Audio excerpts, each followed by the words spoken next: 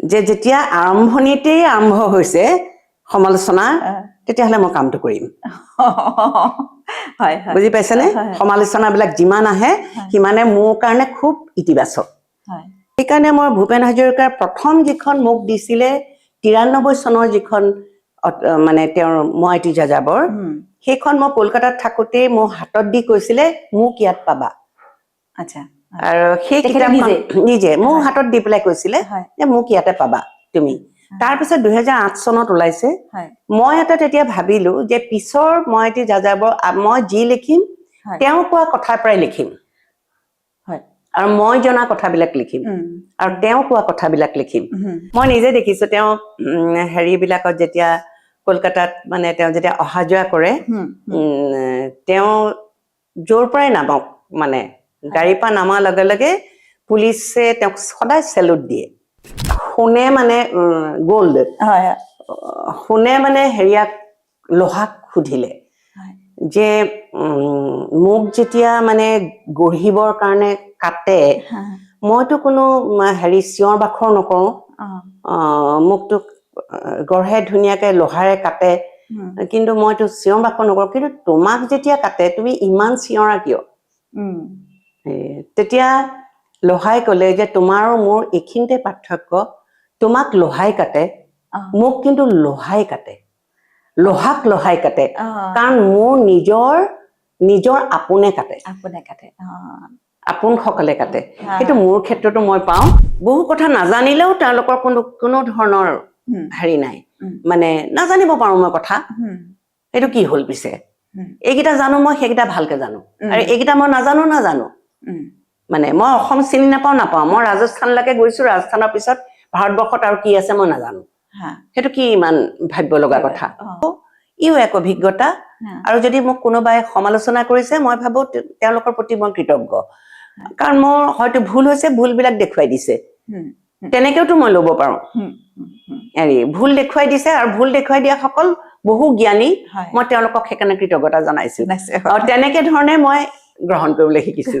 জুবিন গাৰ্গৰ মৃত্যুৱে কিন্তু মোক আৰু এটা শিক্ষা দিলে সেইটো হৈছে যে বন্ধু যদি এনেকুৱাই হয় শত্ৰুৰ কি দৰকাৰ সেইটো এটা কথা সেইটো এটা ডাঙৰ কথা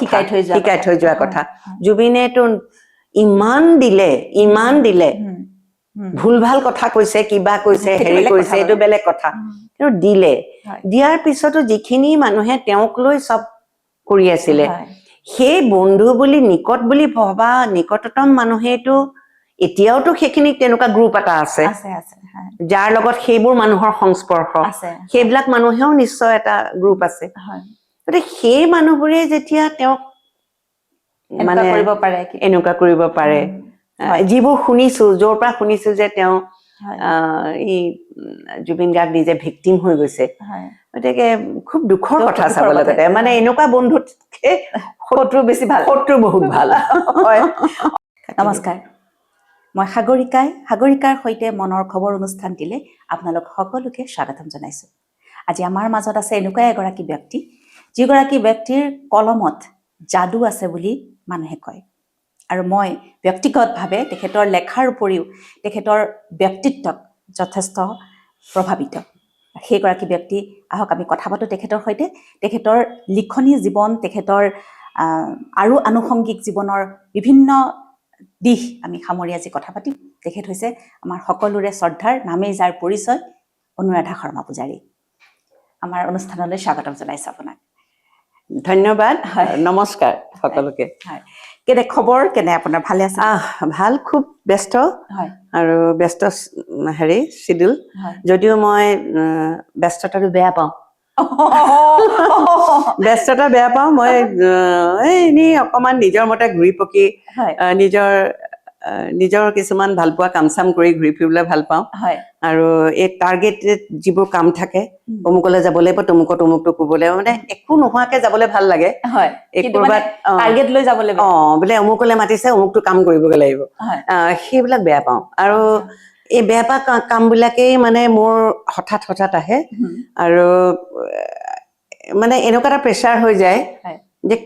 কৰিব লগা হয় আৰু কৰি থকা সময়টোত আকৌ মই গালি পাৰি থাকো এইটো মই ল'বই নালাগিছিলে কাৰণ মই ইমান কষ্ট পাইছো এতিয়া মানে মই ল'বই নাপাই নহয় তথাপিতো মানে কৰি মেলি দিওঁ আৰু সময় সীমাবিলাক থাকে গতিকে তেনেকে চলি আছো আৰু এতিয়া বিগত সময়খিনিততো আপুনি যোৱা আজি কিছুদিন ধৰি আপুনি ভীষণ ব্যস্ত আছিলে মানে ভূপেন হাজৰিকা দেৱৰ কিতাপখনক লৈ জানো সেই কিতাপখনৰ গোটেই যিখিনি সমল সেই সমলখিনি ক'ৰ পৰা আপুনি মানে সেইটো এটা ইণ্টাৰেষ্টিং ঘটনা সেইটো মই খুজি লোৱা কাম নহয় দেই আৰু সেইটো মানে জীৱনত CM কেতিয়াও মোলৈ ফোন কৰা নাই কিন্তু ফোন কৰি পেলাই ক'লে যে আপুনি শতবাৰ্ষিকী আহিছে মই এটা পৰিকল্পনা কৰিছো মই এনেকুৱা এটা কথা ভাবিছো আমাৰ জীৱনী অসমত বহু আছে সকলোৱে পঢ়িব পাৰিব আৰু তেখেতক লগ পোৱা মানুহ বহু সংখ্যক আছে গতিকে সেই মানুহখিনিয়েও তেওঁলোকে নিজে লিখিব পাৰিব কিন্তু মই আপোনাৰ পৰা এনেকুৱা এখন কিতাপ বিচাৰিছো কম পৰিসৰত ভূপেন হাজৰিকাৰ ব্যক্তিত্ব মই বিশেষ ধৰণে কৈছো ব্যক্তিত্ব জীৱন ভিত্তিক আৰু মানুহজন কিমান বিশাল আছিলে সেই কথাটো কম কথাত কম পৰিসৰত জনাব পৰা এখন কিতাপ বিচাৰিছো সেইখন কিন্তু সিৰিয়াছ কিতাপেই হ'ব তেতিয়া মই ক'লো আপুনি মোক বিচাৰিছে হয় মই কিমান দিনত দিব লাগিব বোলে এমাহ মই জীৱনত আজিলৈকে এমাহত কিতাপটো বাদেই 3-4 বছৰ লাগে কিতাপ গতিকে কৈছে বোলে সেইখন তেনেকুৱা নহ'বতো আপুনি মোৰ ডাঙৰ পৰিকল্পনা আছে গতিকে আপুনি মই ভাবো কৰি দিব পাৰিব গতিকে মই ক'লো এইটো জাতীয় দায়িত্ব এটা আৰু মানে এনেকুৱা মই ভাবিলো ভূপেন দাক ইমান দিন সাংঘাতিকভাৱে নাপালেও যথেষ্ট সংখ্যক কিছু দূৰলৈকে বুজি পাইছো বহু বছৰ ধৰি অত্যন্ত বেয়া সময়ত আছো আমি তেওঁৰ লগত কলকাতাৰ সময়ছোৱাত গতিকে মই ভাবিলো যে লেখুৱা হওক আৰু তাত মই পাতনিত লিখি দিছো ইতিমধ্যে মোলৈ 3টামান প্ৰস্তাৱ আহিছিলে আৰু ভূপেন দাইও বিচাৰিছিলে এটা মনীষা বাইদেউ জানে এতিয়া জীৱিত আছে সেইকাৰণে ক'বলৈ ভাল নহলে ক'ব নহয় মিছাকে কৈছে বুলি আজিকালি মানুহে মানে সুযোগ বিচাৰি ফুৰে গতিকে সকলোৱে জানে যে সেইটো আৰু কল্পনা লাজমীয়ে মোলৈ এখন চিঠিও দিছিলে ফৰ্মেল যে আপুনি ভূপেন হাজৰিকাই বিচৰা মতে আপুনি এখন লেখক কিন্তু মই সেইখন কিতাপ লেখা নাই এতিয়াও বিচৰা মতে যিখন কিতাপ বিচাৰিছিলে এইখন এটা বিশেষ হেৰিয়াত লেখা হ'ল কিন্তু মোক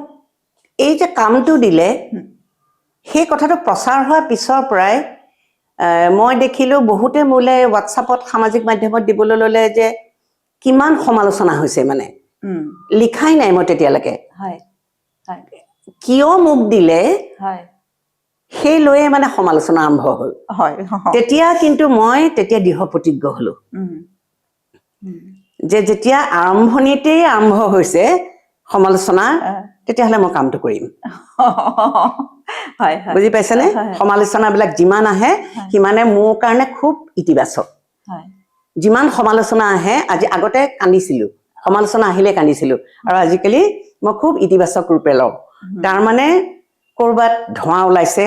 অঙঠা জ্বলিছে বুজি পাইছেনে মোক দিয়াৰ কাৰণে মইতো খুজি লোৱা নাই ন মই কাকো বিচৰা নাই গতিকে সেইটো কাৰণে মই ভাবো যে যিমানে সেইবিলাক আহিব পাথৰ শিল এইবিলাক আহিব মই সেইটো কাম কৰিম আৰু কৰিমেই মানে সেই বস্তুটো মোৰ মনলৈ আহিলে কৰিলো আৰু তাত মই লিখিও দিছো ইমান সোনকালে কৰা হৈছে প্ৰুফ কেনেকে চাইছে সেইখিনি মোৰ দায়িত্ব নহয় বাকীখিনি বেলেগৰ দায়িত্ব আৰু সেইখিনিত যদি কিবা কৰবাত প্ৰুফ ৰিডিঙত ভুল হৈছে কিবা হৈছে সেইখিনি কাৰেকশ্যন পিছৰ সংস্কৰণত কৰিব পৰা যাব কিন্তু ভাবিলো যেতিয়া মনটো ভাল লাগিল যেতিয়া সেই সময়লৈকে মই জনা নাছিলো যে 22টা ভাষাত অনুবাদ হ'ব পিছত যেতিয়া গম পোৱাৰ পিছত ট্ৰান্সলেশ্যনৰ কাৰণে পঠোৱা লোকসকলে মোলে ফোন কৰি কৈছে যে ভূপেন দা যে এনেকুৱা এটা বিশাল ব্যক্তিত্ব আছিলে আমি নাজানিছিলো আমি গায়ক বুলি ভাবিছিলো অসমৰ এজন বিখ্যাত গায়ক বুলি ভাবিছিলো আৰু তেওঁৰ গানবোৰৰ আমি অনুৰাগী কিন্তু তেওঁৰ যে জীৱনৰ ইমানখিনি এছপেক্ট আছিলে আমি নাজানিছিলো গতিকে মোকে কৈছে যে আপুনি যে লিখিছে আমাৰ খুব ভাল লাগিছে পঢ়ি যেতিয়া মই দেখিলো যে বাহিৰৰ মানুহখিনিয়ে ট্ৰান্সলেশ্যন অনুবাদ কৰাখিনিয়ে কিতাপখন ভাল পাইছে তেতিয়া মোৰ মনলৈ এটা হেৰি আহিলে তাৰমানে মই এটাই বিচাৰিছো যে ভূপেন দাক যিমান পাৰি ডাঙৰকে মই দেখুৱাব পাৰিছো নে নাই সেইটোহে আচল কথা হয় মানে বহুত কথাত আছে মই নিজে যাওঁতেও দেখিছো চন তাৰিখৰ বহুত গণ্ডগোল পাইছো মই নানা কিতাপত আনকি ঠাইবিলাকৰ গণ্ডগোল পাইছো সেইকাৰণে মই ভূপেন হাজৰিকাৰ প্ৰথম যিখন মোক দিছিলে 93 চনৰ যিখন মানে তেওঁৰ মই এটি যাযাবৰ সেইখন মই কলকাতাত থাকোঁতে মোৰ হাতত দি কৈছিলে মোক ইয়াত পাবা আচ্ছা আৰু সেই কিতাপখন নিজে মোৰ হাতত দি পেলাই কৈছিলে যে মোক ইয়াতে পাবা তুমি তাৰপিছত 2008 চনত ওলাইছে মই এটা তেতিয়া ভাবিলো যে পিছৰ মই এটি যাযাবৰ মই যি লিখিম তেওঁ কোৱা কথাৰ পৰাই লিখিম আৰু মই জনা কথাবিলাক লিখিম আৰু তেওঁ কোৱা কথাবিলাক লিখিম তেওঁ কোৱা কথাবিলাকত মই এটা দেখিলো যে 2008ৰ স্মৃতিতকে নিশ্চয় 93 চনৰ স্মৃতি বেছি প্ৰখৰ হ'ব সেইকাৰণে মই সেইখন বাছনি কৰিলো যে 93 চনত যিখন প্ৰকাশ হৈছিলে সেইখন মই এটি যাযাবৰ পৰাহে মই ল'ম হয় কাৰণ তেওঁৰ মই ভাবো তাৰ পিছত দেখিছো সেইখিনি বহুত বহলোৱা হৈছে সেইবিলাক মই নাই লোৱা আৰু তেখেতৰ মই ভাবিলো যে পুৰণা কথাবিলাক নিশ্চয় তাৰ আগৰ মেমৰিবিলাক বেছি ভাল হ'ব সেইকাৰণে মই সেইখন কিতাপ মূল কিতাপ হিচাপে ললো বাকী আনুষংগিক মই পঢ়িছো সেইখিনি সময়ত যিমান পঢ়িব পাৰি সেই সীমিত সময়ত আৰু মোক দিছিলে 150 পৃষ্ঠা মই নোৱাৰিলোগে 250 পৃষ্ঠা হলগে ফটোৱে চটোৱে মিলি 250 পৃষ্ঠা হলগে মোকতো 1000 পৃষ্ঠা লাগে মোকতো ভূপেন হাজৰিকা বুলিলে মোক সঁচাকে 1000 নহলেও অন্তত 500 পৰা 800 পৃষ্ঠা লাগে কিন্তু সেইখিনিতো দিব নোৱাৰে গতিকে মই ভাবিলো যে এনেকে যাওক অন্তত হেৰি কৰক এটা মূল আভাস এটা পাওক মই কোৱা নাই এখন উৎকৃষ্ট কিতাপ হৈছে বুলি একেবাৰে কোৱা নাই কিন্তু মোক দিয়া এটা কাম সেই কামটো মই নিষ্ঠাৰে পালন কৰিবলৈ যত্ন কৰিছো যেতিয়া কলিকতাত আপোনালোক আছিল তেতিয়া ভূপেন দাক আপোনালোকে খুব ওচৰৰ পৰা পাইছিলো তেতিয়াই আচলতে পোৱা তাৰো আগতে পোৱা আমি গেৰুকা মুখত মই লিখিছো তাতে আমি মিৰিজুৰি শ্বুটিং কৰিছিলে আৰু তেতিয়া মই বিয়া হৈ গৈছিলোহে আৰু তেতিয়াৰ পৰাই লগ পাইছো আৰু তাৰ পিছতে আমাক খুব কলিকতালৈ মাতিছিলে কল্পনা লাজমী আৰু ভূপেন হাজৰিকাই যে তোমালোক কলিকতালৈ আহিলে আমাক লগ নকৰাকে নাযাবা কিন্তু তেতিয়া জনা নাছিলো যে এবছৰৰ পিছৰ পৰাই আমি কলিকতাত থাকিব লগা হ'ল আৰু তাকো তেওঁলোকৰ ঘৰৰ পৰা একদম ওচৰতে আছিলে আৰু তেওঁলোক যেতিয়া আমাৰ বাঘাযতীনৰ ঘৰলৈ যায় তেতিয়া আমাৰ চুবুৰীয়া ভৰ্তি হৈ যায় মানে ভূপেন দাক লগ কৰিবলৈ এতিয়াও মানে তাৰ পাৰাৰ আমাৰ মানুহবিলাকে কয় যে আপোনালোকৰ কাৰণে কাৰণ ভূপেন দা সেই সময়ত অসমত যিমান জনপ্ৰিয় তাৰ দুগুণ জনপ্ৰিয়তা তেতিয়া কলকাতা মানে পশ্চিমবংগত আৰু ভূপেন দা গাড়ীখনৰ পৰা নমাৰ লগে লগে আমাৰ ঘৰৰ মুখত ওচৰৰ গোটেই মানুহবিলাক আহি যায় আনকি তেওঁৰ গান বজাবলৈ আৰম্ভ কৰি দিয়ে নানা ধৰণৰ মানে ঘৰবিলাকৰ পৰা তেওঁ গান আহে তেওঁ হাঁহে মানে মই আহিছো বুলি গম পাইছে চাগে সেইকাৰণে মানে হেৰি হৈছে বিশাল ব্যক্তিত্ব আৰু মই নিজে দেখিছো তেওঁ হেৰিবিলাকত যেতিয়া কলকাতাত মানে তেওঁ যেতিয়া অহা যোৱা কৰে তেওঁ য'ৰ পৰাই নামক মানে গাড়ীৰ পৰা নামাৰ লগে লগে পুলিচে তেওঁক সদায় চেলুট দিয়ে এইটো মই সদায় মন কৰিছো কলকাতাত ওচৰ চুবুৰীয়া মানুহ একদম লগে লগে আহি যায় মানে দোকান এখনতো যাব নোৱাৰে দোকানখনত সোমোৱাৰ লগে লগে গোটেই বেৰি ধৰে চবে এনেকুৱা এটা বেলেগ ধৰণৰ এটা হেৰি মানে ব্যক্তিত্ব হয় তেখেতৰ মানে এটা মুগ্ধ কৰিব পৰা ব্যক্তিত্ব আছিল বৰ সৰল আছিলতো হেৰি যেনেকে জুবিন গাৰ্গ আহিলে যেনেকে এতিয়াৰ প্ৰজন্মৰ সকলোৱে জুবিন নমাৰ লগে লগে গোটেইবোৰে জানো বেৰি নধৰে সেই একে ধৰণৰ এটা স্পাৰ্ক এইটো ব্যক্তিত্বৰ স্পাৰ্ক মানে এইটো আছিলে আপুনি অকমান আগতে এই কিতাপখনৰ কথা কৈ থাকোতে কলে যে বিভিন্ন সমালোচনা আহিছিল এই যে বিভিন্ন সমালোচনা আহে অকল সেইটো বুলিয়ে নহয় আগতেও কিবা কিবি কথা সমালোচনা আহে এই যে সমালোচনাবোৰক কেনেকে তাৰ লগত কেনেকে মুখামুখি হবলৈ কেনেকে মানে নাই প্ৰথম অৱস্থাত এইটো মানে মানে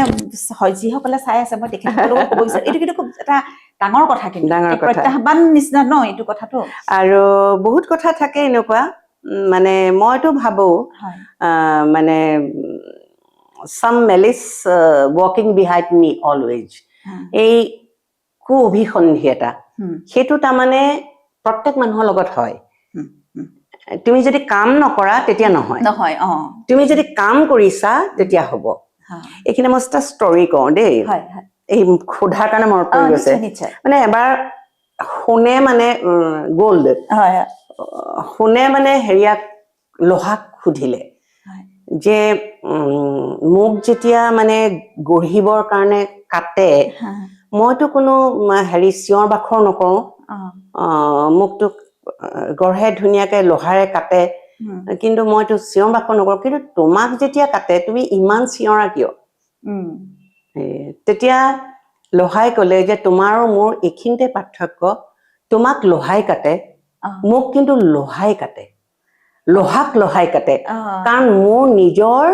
নিজৰ আপোনে কাটে আপোনসকলে কাটে সেইটো মোৰ ক্ষেত্ৰতো মই পাওঁ যে মই কষ্ট পাওঁ সেইকাৰণেহে বাহিৰৰ মানুহে যিমানেই যি নকওক মোক যি নাজানে বা মই কি কাম কৰি আছো নাজানে সেইবিলাকে কওক একো নাই কিন্তু যেতিয়া মই দেখো যে মোৰ লগত একেলগে সতীৰ্থ একে প্ৰফেশ্যনৰ মানুহে একে প্ৰফেশ্যনৰ মানুহে তেওঁলোকৰ আৰু বহুত ডাঙৰ ডাঙৰ কথা বহুত ভুল বহুত ডাঙৰ ডাঙৰ ঘটনা তেওঁলোকে আওকাণ কৰিছে কিন্তু মোক টাৰ্গেট কৰি লৈছে তেতিয়া মানে সেই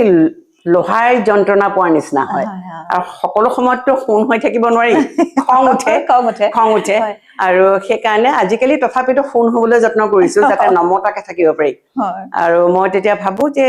কৰবাত চাগে মই কাম কৰিছো সেইটোৱে আৰু সেইটো কৰিবলৈ পালে সেইটো যেতিয়া ভাবিবলৈ লওঁ তাৰপিছত আকৌ তাৰ ওলোটা দিশটো দেখো যে মোক সহায় কৰা মানুহ আৰু মোক বিশেষভাৱে তেওঁলোকে গুৰুত্ব দি মানে মোৰ অসুবিধা যাতে নহয় তেনেকে আগুৱাই দিয়া মানুহ কিছু পাইছো যিবিলাক ৰাজ্য আৰু ৰাজ্যৰ বাহিৰৰ বহু মানুহ পাইছো মোৰ বন্ধু বান্ধৱ আছে যিবিলাক গতিকে মই তেওঁলোকৰ এখন বিশাল পৃথিৱী যেতিয়া দেখিছো মই যেতিয়া এই যোৱা বছৰ ব্ৰিটিছ এম্বেচিয়ে বিশেষকে ব্ৰিটিছ কাউন্সিলে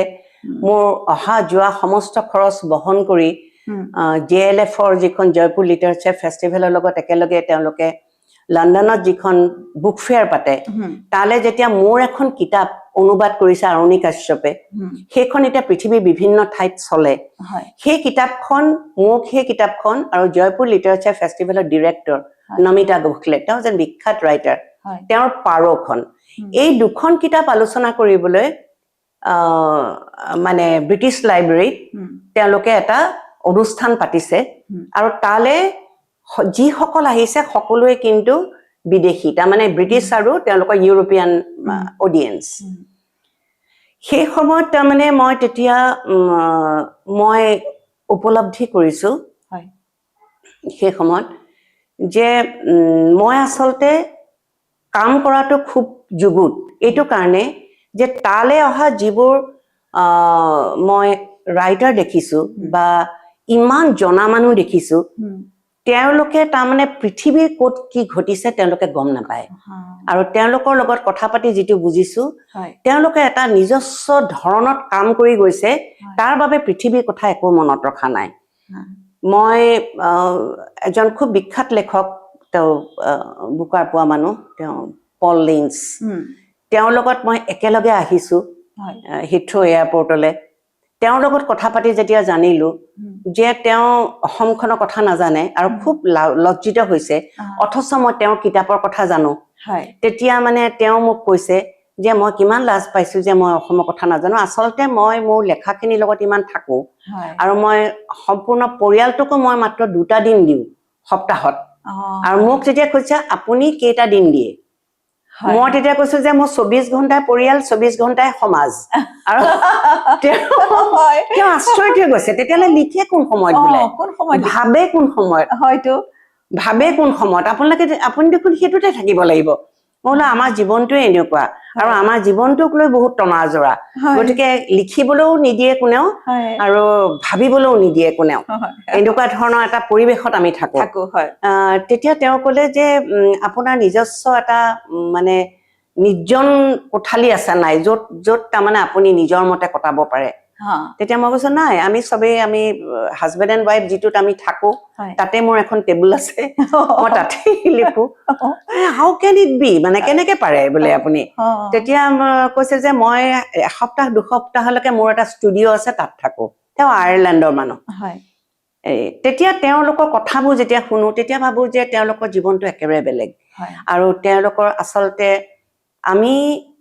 ইমান নাজানো তেওঁলোকৰ ওচৰত মোৰ এতিয়া একো অন্য কমপ্লেক্স নাই মোৰ সদায় কমপ্লেক্সটো থাকে জ্ঞানৰ তেওঁলোকৰ জীৱনটো যেতিয়া তেওঁলোকৰ দেখিছো তেওঁলোকে পৃথিৱীখনক বহু কথা নাজানিলেও তেওঁলোকৰ কোনো ধৰণৰ হেৰি নাই মানে নাজানিব পাৰো মই কথা এইটো কি হ'ল পিছে এইকেইটা জানো মই সেইকেইটা ভালকে জানো আৰু এইকেইটা মই নাজানো মানে মই অসম চিনি নাপাওঁ মই ৰাজস্থানলৈকে গৈছো ৰাজস্থানৰ পিছত ভাৰতবৰ্ষত আৰু কি আছে মই নাজানো সেইটো কি ইমান ভাবিব লগা কথা সেইটো কিন্তু মোক যদি কোনোবাই সোধে তুমি অমুক হৈ আহিলা তুমি ওচৰতে এইখনৰ কথা নাজানিলা সেইখনৰ কথা নাজানিলা এনেকুৱা মইতো লাজ পাম এনেকুৱা কিন্তু তেওঁলোকৰ সেইটো নাই আৰু তেওঁলোকে যিটো কাম কৰি আছে তেওঁলোকে আনকি এইটো ভাবে যে মই উলিয়াই দিছো কোনোবাই পঢ়িলে পঢ়িব নপঢ়িলে নাই মই মোৰ কাৰণে কৰিছো মই যিটো সত্য বুলি ভাবিছো মই সেয়া কৰিছো এই মানুহবোৰক দেখি দেখি এতিয়া মই আচলতে গম পালো যে মই খুব ক্ষুদ্ৰ পৰিসৰত আচলতে আৰু ক্ষুদ্ৰ চিন্তাৰে কাম কৰি আছো আচলতে পৃথিৱীখনলৈ ওলাই গলে গম পায় যে কিমান পণ্ডিত মানুহ আছে আৰু কিমান তেওঁলোক ডাউন টু আৰ্থ তেওঁলোকে মানে মই তেওঁক চিনি পাইছো বুলি কলো তেওঁ মানে একদম 10 বাৰ মান ধন্যবাদ জনাইছে যে তুমি যে মোক চিনি পাইছা কোনেনো বাৰু বুকাৰ প্ৰাইজ পোৱা আৰু পুলিটজাৰ পোৱা মানুহকনো কোনোবাই চিনি নাপায়নে আমাৰ ইয়াততো ডাঙৰ কথা হয়নে তেওঁলোকে কিন্তু তেনেকে ভাবিছে যে মোকো চিনি পায় তাকো ইণ্ডিয়াৰ অসম নামৰ সেই জেগাৰ এজনী হেৰিয়ে মহিলাই চিনি পায় মানে মোকো চিনি পায় সেইটো তেওঁলোকৰ কাৰণে কৃতজ্ঞতাৰে মানে 3 বাৰ মান কৃতজ্ঞতা জনাইছে সেইটো আমাৰ হলতো ইমান কণ কাম কৰি গপত গংগাটোত হৈ যায় ন এনেকুৱা বহুত কিবা কিবি কৰা বুলি বহুত কিবা কিবি কৰিছো বুলি ভাবে গতিকে এই কথাবোৰে আচলতে মোক বহু কথা আওকাণ কৰিবলৈ শিকাইছে আৰু আগতে খুব দুখ পাইছিলো আজিকালি আৰু সেইবিলাক সহন কৰিবলৈ শিকিছো আৰু মই ভাবো ইও এক অভিজ্ঞতা আৰু যদি মোক কোনোবাই সমালোচনা কৰিছে মই ভাবো তেওঁলোকৰ প্ৰতি মই কৃতজ্ঞ কাৰণ মোৰ হয়তো ভুল হৈছে ভুলবিলাক দেখুৱাই দিছে তেনেকেওতো মই ল'ব পাৰো ভুল দেখুৱাই দিছে আৰু ভুল দেখুৱাই দিয়া সকল বহু জ্ঞানী মই তেওঁলোকক সেইকাৰণে কৃতজ্ঞতা জনাইছো আৰু তেনেকে ধৰণে মই গ্ৰহণ কৰিবলৈ শিকিছো তেনেকেই আগবাঢ়ি গৈছে মানে গোটেই কথাটো আৰু মই প্ৰথম আপুনি যেতিয়া লিখিবলৈ আৰম্ভ কৰিলে প্ৰথম যেতিয়া লিখিছিলে প্ৰথম যেতিয়া আৰম্ভ কৰিলে তেতিয়া মানে কি ভাবি কাৰোবাক দেখি মন গ'ল লিখিবলৈ নাই মোৰ একদম মোক সদায় খুব ডিষ্টাৰ্ব কৰি আছিলে আচলতে মোক খুব লিখিবলৈ মন যায় কিন্তু মই ভাবো লিখিব নোৱাৰিম চাগে তাৰপিছত মই যেতিয়াৰ পৰা সাংবাদিকতা পাঠ্যক্ৰম কলকাতাত পঢ়া আৰম্ভ কৰিলো মই কিছুমান ৰিপৰ্টিং কৰিব লগা হ'ল নহয় আৰু কিছুমান স্তম্ভ লিখা লিখিবলৈ আৰম্ভ কৰিলো আৰু সেইবিলাক পেপাৰ এইবোৰ মানে অসমবাণীত মেইনলি হ'ল আজিৰ বাতৰি আছিলে আজিৰ বাতৰিত কৰিছিলো মানুহে ভাল পাবলৈ ললে অসমবাণীৰ পৰা মই সাংঘাতিক ধৰণৰ এটা ফিডবেক পালো হোমেন বৰগোহাঁই ছাৰে তেতিয়ালৈকে মই দেখাই নাই তেখেতৰ কিতাপ পঢ়াৰ বাদে দেখা নাই তেওঁ এখন এনেকুৱা 2খনমান চিঠি দিলে যে মোৰ লেখাবোৰ গুৰুত্বপূৰ্ণ আৰু মোৰ লেখাবোৰ খুব ভাল আৰু ব্যতিক্ৰমী এইকেইটা শব্দই মোক মানে জীৱন সলাই দিলে কাৰণ মই কাৰোবাৰ শুনা নাই এইখিনি কথা আৰু মই ভাবিলো তেওঁ নিচিনা মানুহ এজনে মোলৈ এইখন চিঠি দিছে আৰু মোক কৈছে যে এটা এনিথিং আণ্ডাৰ দ্য স্কাই আপুনি বুলি লিখিছা আপুনি লিখক কলিকতাৰ চিঠি আৰু মই প্ৰকাশ কৰিম মাহেকত এটাকে কিন্তু মই মাহেকত এটাকে দিব নোৱাৰো মই ভাবো যে কিবা হৈছে কলিকতাত অসমবাণীখন নাপায় গতিকে মই ভাবো কলিকতাত আছো অসমবাণীখন নাপায় গতিকে মই কাৰো পৰা ফিডবেক নাপাওঁ তাৰপিছত লাহে লাহে মই দেখিলো যে সেইখন খুব মানে মানুহে ল'বলৈ লৈছে এবাৰ দেখিলো বৰগোহাঁই ছাৰে কিবাখনো চিঠি অসমবাণীত ছপা কৰি দিছে অকল কলিকতা চিঠি ভাল পায় লিখা হেৰিয়ে তেতিয়া আচ্ছা। মানে সেইটো মোক কনফিডেন্স বঢ়ালে হয় আৰু আমাৰ ইয়াত কেনেকুৱা হয় তুমি দি আছা মোৰ কাৰণে কামত তুমি আহি আছা তুমি দি থাকা হয় কিন্তু তোমাৰ ভৱিষ্যত বা তোমাৰ লেখাবোৰ কি বা তুমি গান গাইছা তুমি অভিনয় কৰিছা তোমাৰ অভিনয় কোনটো পৰ্যায়ৰ সেই কথাটো কিন্তু খোলাকে মানুহে নকয় কিজানি তোমাৰ কিবা হয় কিন্তু সেইখিনি প্ৰশংসাৰ দৰকাৰ তুমি হয়তো আৰু ভাল কৰিবা সেইটো ক'লে কিন্তু তোমাক লাগিলে ক'ব হেৰি কি কৰিলে এনেকুৱা তেনেকুৱা এনেকুৱা তোমাক ডাউন দিবলৈ চাব কিন্তু কেতিয়াও তোমাক প্ৰশংসা নকৰে হোমেন বৰগোহাঞি ছাৰৰ এইটো আছিলে হোমেন বৰগোহাঞি ছাৰে মোকেই বুলি নহয় মই বহুতক দেখিছো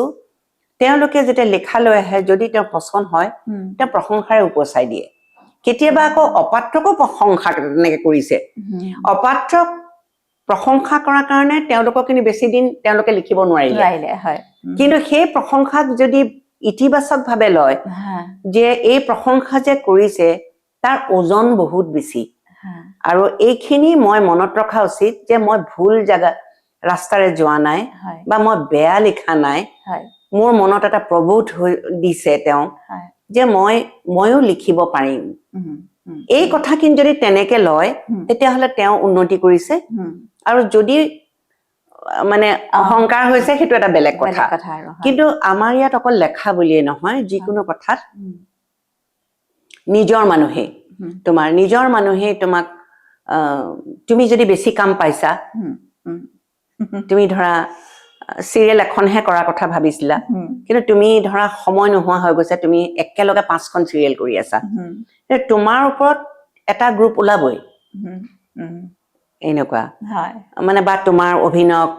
হেৰি কৰিবলৈ ক্ৰিটিচাইজ কৰক ভাল সমালোচনা সদায় দৰকাৰ কিন্তু তোমাক এনেকুৱা কষ্ট দি কথা কব মানে যাতে তোমাৰ মানে তোমাৰ দ্বিতীয়বাৰ কৰিবলৈ মন নাযাব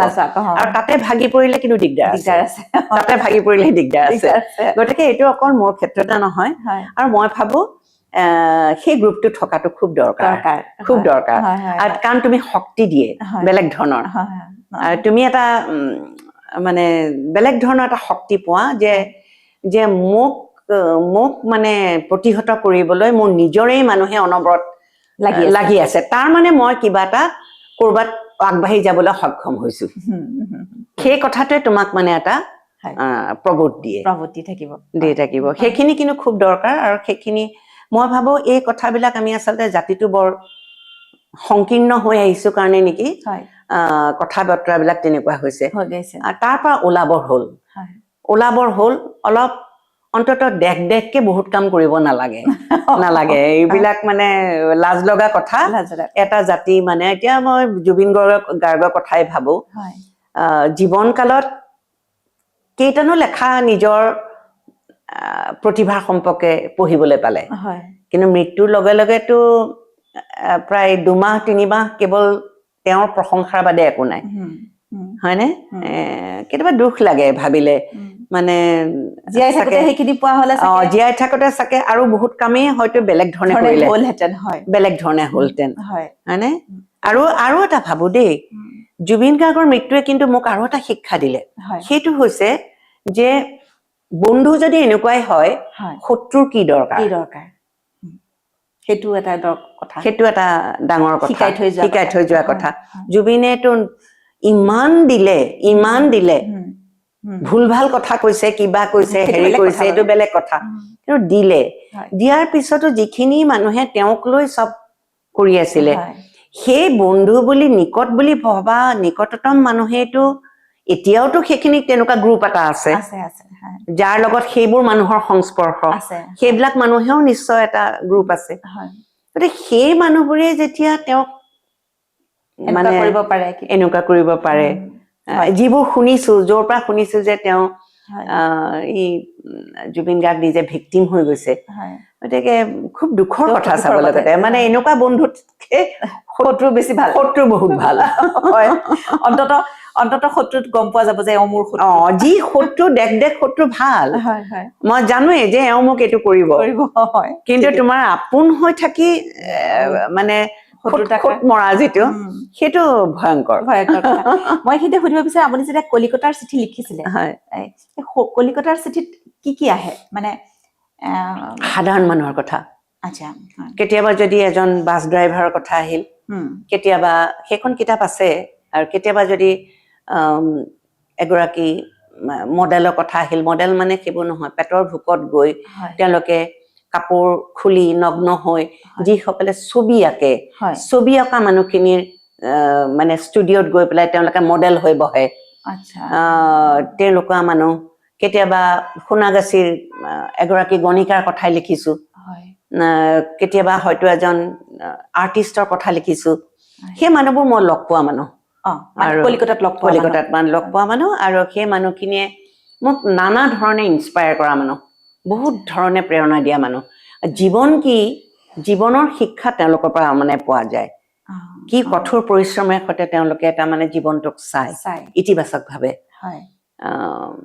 নিগেটিভ ধৰণেতো ঋণাত্মক দৃষ্টিৰেতো সকলোৱে চাওঁ বুলিলে চাব পাৰে কিন্তু তাৰ মাজত যে সেই ইমান সংঘৰ্ষৰ মাজত যে তেওঁলোকে জীৱনটোক আঁকোৱালি লৈছে ভালকে আত্মহত্যা কৰাৰ কথা ভবা নাই আনক হত্যা কৰাৰ কথা ভবা নাই বুজি পাইছেনে হত্যা যে কেৱল মানে চুৰি বা বন্দুকৰ গুলিয়ে কৰিব লাগিব কথা নাইতো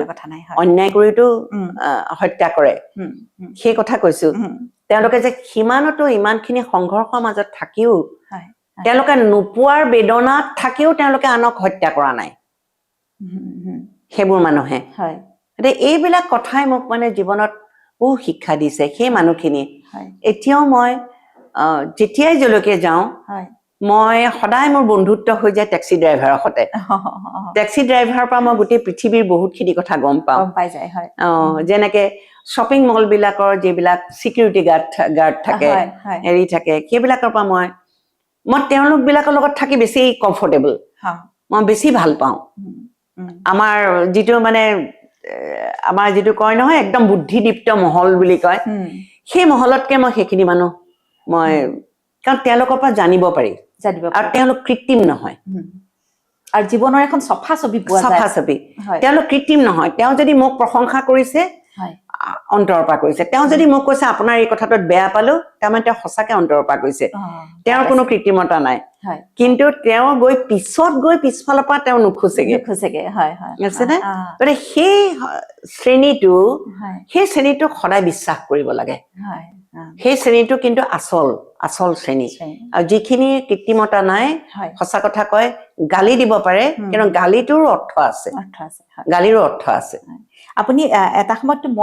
মই জানো আৰু এইটো কথা যে এটা সময়ত আপুনি ডিব্ৰুগড় ইউনিভাৰ্চিটিৰ বেষ্ট ছিংগাৰ আছিলে সেই বহু দিনৰ পুৰণা কথা গান গাবলৈ কি গান গাবলৈ এৰা কথাটো বেলেগ মানে গান গাবলৈ আচলতে বিয়াৰ পিছৰ পৰা মানে আচলতে পাছতে গাইছো গান বহুত কিন্তু এটা গান গাবৰ সময়ত এটা টিম লাগে ন কেতিয়াবা এনেকুৱা হয় মই ৰৈ থাকো গিটাৰিষ্টজন আহি পোৱাহি নাই মানে এটা অদ্ভুত টেনচনত থাকিব লাগে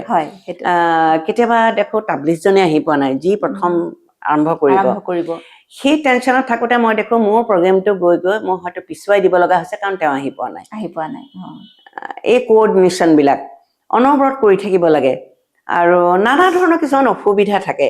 টিম ৱৰ্ক লৈ কাম কৰি ফুৰিবলৈ হলে এটা সাংঘাতিক ধৰণৰ এটা বণ্ড লাগে আৰু মোৰ লগত যিখিনিয়ে কৰিছিলে সেইখিনি মানুহ সেই সময়ত ইমানো প্ৰফেচনেল নাছিলে তেওঁলোকে ঘৰুৱা আজিকালি নিচিনাকে পইচাও নাপায় আজিকালি বিলাকত কাৰণ যিহেতুকে তেওঁলোকক পইচা দিয়া হয় তেওঁলোকে একদম ঠিক ৰিহাৰ্চেল ঠিক টাইমত আহিব তেনেকুৱা সেই সময়ত এনেকুৱা যে নমিনেল এটা পইচা দি পেলাই এনেকুৱাকে হয় আমাৰ অহা যোৱা খৰচটোহে হয়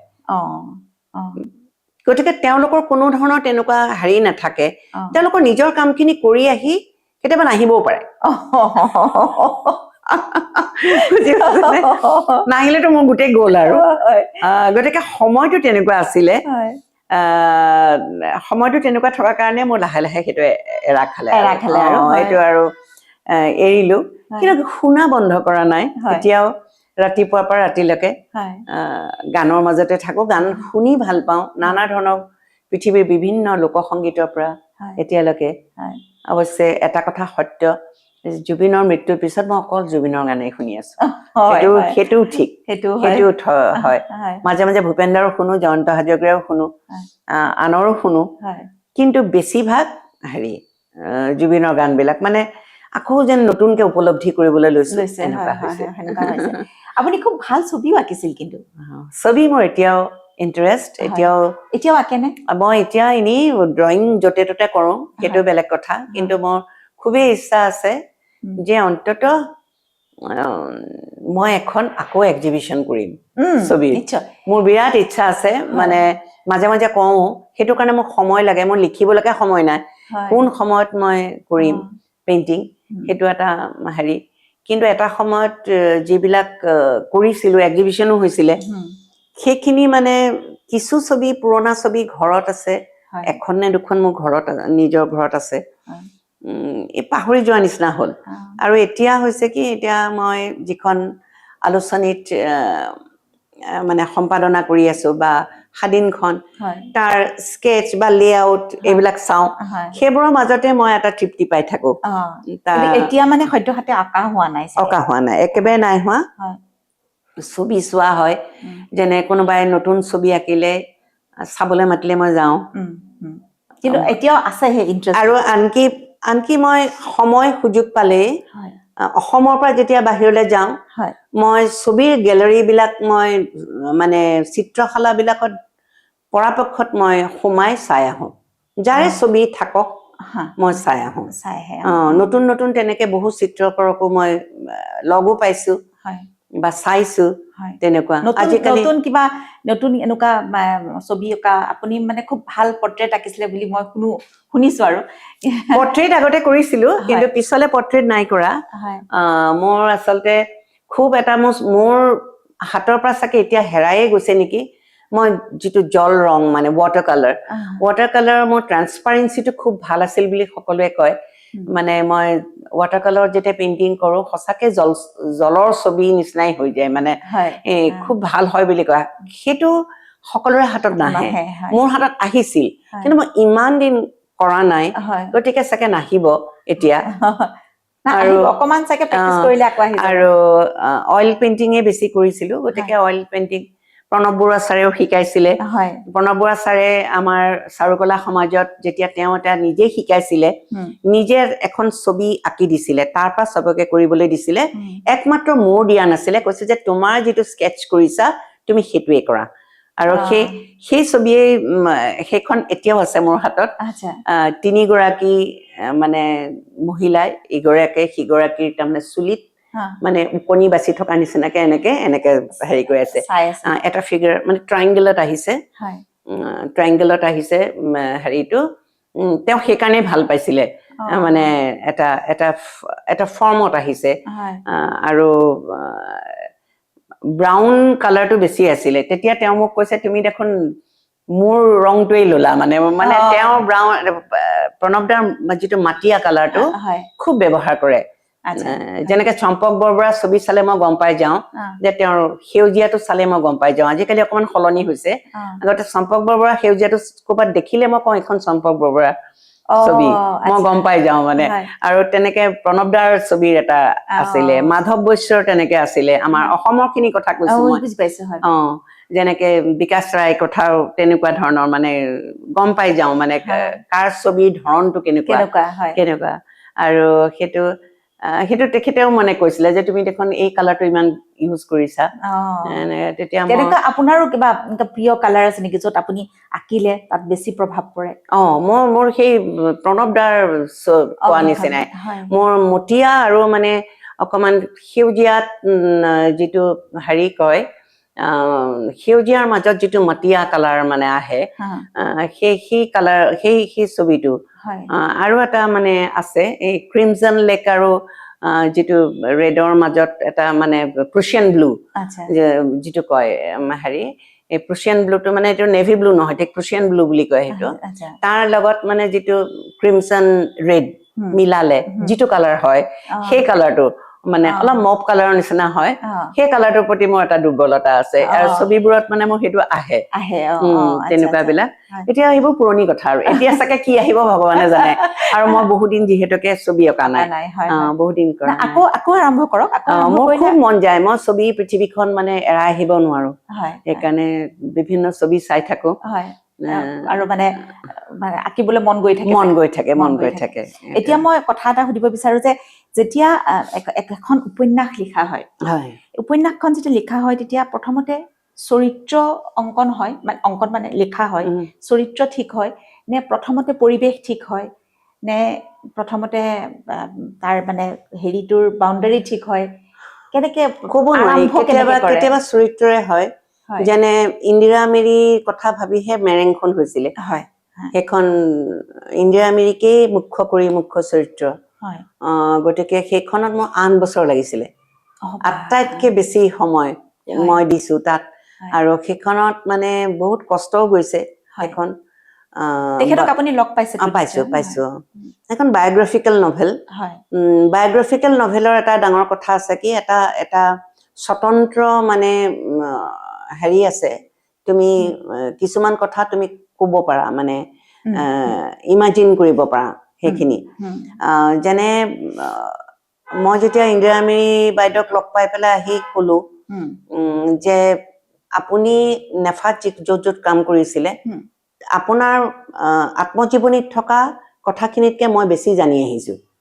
তেওঁ আচৰিত হৈ গ'ল আৰু মই কেইখনমান স্কুলৰ কথা ক'লো তাত কেইটামান ঘটনাৰ কথা ক'লো তেওঁ কৈছে বোলে এইবোৰ আপুনি কিয় নিলিখিলে কৈছে তুমি ক'ত পালা মই ডিচাৰ্টেশ্যনৰ কাৰণে যেতিয়া গৈছিলো তেতিয়াতো মই কোনো ধৰণৰ জীৱনত মই সঁচা কথা কৈছো কেতিয়াবা লেখক হ'ম বুলি অন্ততঃ মই ভবা নাছিলো আৰু গতিকে মই কেতিয়াও ভবা নাই সেই সময়ত কিন্তু মোৰ হাতত যিবিলাক তথ্য আছে সেই তথ্যবোৰ এতিয়া যেতিয়া চাইছো তেতিয়া মই দেখিছো যে ইন্দিৰা মিৰে নিজে লিখা কিতাপত অৱলম্বন কৰি দুখনকে কিতাপ হ'ল কিন্তু এইবোৰ কথা কিয় নাই তেখেতে নিজেও চাগে তেওঁ নিজে আচৰিত হৈ গ'ল যেনেকে সেইবোৰ কথা কিন্তু ভূপেন হাজৰিকাৰ কিতাপতো আহিছে ভূপেন হাজৰিকাই নিজে লিখা নাই কিন্তু মই তাত ৰঙা নদীৰ বলিয়া বান বুলি এটা চেপ্টাৰ মানে গানৰ কথা আছে লুইতৰ বলিয়া বানটো আগতে ৰঙা নদীৰ বলিয়া বান আছিলে সেই কাহিনীটো মই এখন মানে আলোচনীত পালো যিজন লগত গৈছিলে তেওঁ মানে স্মৃতি তেওঁ লিখিছে কিছুমান কথা দিগদাৰ তুমি ধৰা লাচিত বৰফুকনৰ কথা মূলা গাভৰুৰ কথা যদি তুমি আত্মজীৱনী পৰা লোৱা বা তুমি যদি জীৱনী লিখা তেওঁৰ মৃত্যু হৈ গ'ল বা তেওঁক লগ পোৱা মানুহ কোনো নাই বুজি পাইছানে তেতিয়া সেইবিলাকৰ জীৱনী ষ্টাইলটো বেলেগ হয় কিন্তু যিজন মানুহ সিদিনালৈকে আছে তেওঁক ঘেৰি বহুত মানুহ আছে আৰু তেওঁলোকৰ স্মৃতিৰ যিবোৰ কথা সেইবিলাক কিন্তু ৰেকৰ্ডেড অলৰেডি মানে সেই কিতাপবোৰত সেইবিলাক অভিজ্ঞতা কিন্তু তোমাৰ তথ্য মই যিকেইটা ভূপেন হাজৰিকাক নিজে দেখিছো মই যদি লিখিছো সেইকেইটা তথ্য এইবোৰ মই নিজে দেখিছো সেইখিনি কাৰণ সিদিনালৈকে জীয়াই থকা মানুহ তেওঁ মৰি মানে ভূত হৈ যোৱা নাই আৰু তেতিয়াৰ মানে একেবাৰে ৰুদ্ৰসিংহৰ কথা মই লিখা নাই তেওঁৰ কথা লিখিছো যিজন সিদিনাখনলৈকে 10 বছৰ আগলৈকে আছে জীয়াই আৰু সেই মানুহজনক লগ পোৱা অন্যান্য খিনিও যিবিলাক তথ্য তেওঁলোকৰ লগত ঘটা ঘটনা দিছে সেই ঘটনাবিলাকৰ ভিতৰত চিলেক্টিভলি মই চাবলৈ খুজিছো যে কোনকেইটা আটাইতকৈ ইম্পৰ্টেণ্ট তাতেই যেতিয়া মই পালো যে ৰঙা নদীৰ বলিয়াবান প্ৰথম সেইটো আছিলে এগৰাকী মিচিং বয়সীয়া মানুহে তেওঁ ঘৰটো ভাঙিলত ভূপেন হাজৰিকাহঁত গৈ তেওঁলোকৰ জয়ন্ত হাজৰিকাও আছিলে গৈ সাহায্য দিছেগে বানপানীত আৰু তেতিয়া কৈছে তইতো মানে MLA টো নুফুটে LM বুলি কৈছে নতুন LM টো আহিছ তই বোলে গান গাৱ তই গান এটা গাই থৈ যা তেতিয়া মানে ৰঙা নদী বলিয়াবান কলনীৰ ঢাপলি মেলিছ গাইছিলে আৰু সেই অনামী মহিলাগৰাকী কেতিয়াই ঢুকাই গ'ল কিন্তু সেই গান থাকি গ'ল পিছত সেইটো লুইতৰ বলিয়াবান কৰা হৈছে আৰু সেই কথাটো যেতিয়া মই মণিষা বাইদেউক কৈছো মণিষা বাইদেউ আচৰিত হৈ গৈছে কৈছে এইটোতো নাজানিছিলো মই বোলে সেইটো মই তেখেতৰ কিতাপৰ পৰা পাইছো আৰু যিজন লগত গৈছে মানে আৰু সেইবিলাক কথাই মই সন্নিৱিষ্ট কৰিছো লগত যোৱাজন কোন আছিলে এতিয়া লখিমপুৰৰ মানুহ তেওঁ বলেন দাস বুলি এজন মানুহ তেখেত লখিমপুৰৰ তেওঁ নামটো এতিয়া পাহৰিছো কিতাপখনত লেখা আছে হয় হেৰি তেওঁৰ সেই কিতাপখনৰ যিখন তেওঁ লিখিছে নিজে হা অভিজ্ঞতাটো তাৰ পৰা মই তেতিয়া গম পালো যে এইটো ঘটনাটো এনেকুৱা এনেকুৱা তেতিয়া লিখা হৈছিল মানে তেতিয়া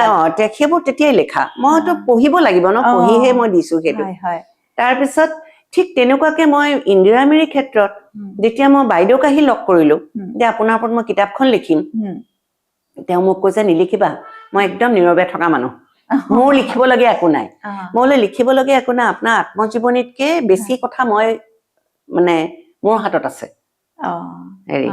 যিকেইটা কথা কলো তেওঁ মানে আচৰিত হৈ গল ক'ত পাইছা তুমি এইকেইটা মোৰ এইকেইটাতো আপুনি ডাঙৰ ডাঙৰ কাম কৰি থৈ আহিছে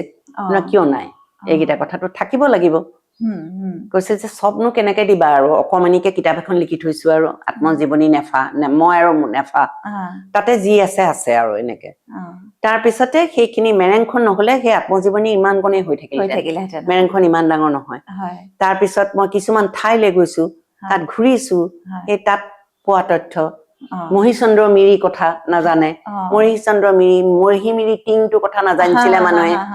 মহিমুৰি টিংটো কথা যোৰহাটলৈ যাওঁতে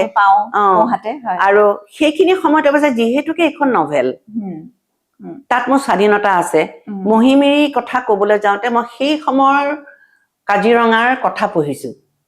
পঢ়ি মোৰ আকৌ এটা কল্পনাও গৈছে যে সেই সময়ৰ কাজিৰঙা কেনেকুৱা হ'ব মই নিজে কাজিৰঙাৰ ভিতৰত সোমাই আকৌ অনুভৱ কৰিছো যে আজিৰ কাজিৰঙা এয়া অৰণ্যৰ ভিতৰত আজিৰ পৰা